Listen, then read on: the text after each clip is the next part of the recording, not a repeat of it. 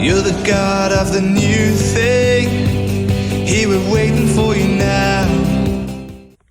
Good morning, church. Welcome to day 18. So good to be with you and sharing a thought around chapter 18 today. Well done on getting through this 21 days. I hope it's been a blessing to you. I hope it's been a challenge. I hope it's been a time of growth and a time of rest in the word as well. So excited to celebrate our birthday with you guys on Sunday. And just hope you're having a great week so far. Today I'd love to bring just a little thought about the four main characters in this passage, the four people who are mentioned most, and just a little bit about how they use the power or resources or situations that they're in for different reasons. So the first person I'd love to look at is Judas.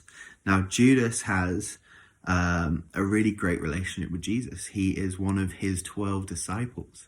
And with that, in these days, it gave him quite a bit of status. It gave him quite a bit of power within the community. And in this situation, we see him use that power for self-gain. We use him betraying Jesus, helping the Roman soldiers arrest Jesus for self-gain, for growing his own wealth and his own status. The second person we see is Peter. Peter, again, is one of Jesus's 12, and he has a sword with him, which is a lot of power, and he uses that to cut someone's ear off, which is a bit hot-headed.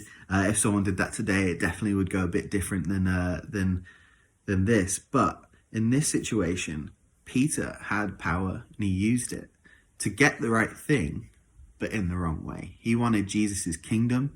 He wanted God's heaven on earth, but he went about it in a way that didn't bring the peace, love, and joy that the kingdom is actually about. Now, the third person in this story is Pilate. Pilate has all the worldly power you could possibly imagine. He's one of the most powerful men in the world at this time, controlling land, people, resources. And in this situation, he decides to do nothing. He decides to wash his hands of the responsibility of the things that he's been given, and just says, you guys sort it out among yourselves. I don't want to have anything to do with this. And the fourth person in this situation is Jesus. Now, as we know, Jesus is the Son of God. He is God himself, and he has power over everything. But in this situation, he decides to humble himself, be arrested, even though he could easily get out of it, because ultimately he knows that that is the Father's plan. That to be arrested leads him to the cross, and the cross is where he can help us become right again with God. So he humbles himself, even though he has all of the power in this situation, to be obedient to God's purpose. And I would love you guys just to spend some time today praying, thinking about all the wonderful power that God's given you. Even when Jesus died and rose again, he left us the Holy Spirit, as Doug said on Sunday. The Holy Spirit is our helper and actually empowers us and gives us all authority on heaven and earth. That's what Jesus says to us. So today, think about the gifts God's given you, the people in your life, the situations you're around, and how you can use this Holy Spirit power and authority that God's given you, not for self-gain, not for getting the right thing, but in the wrong way, and not for just ignoring situations, but be like Jesus.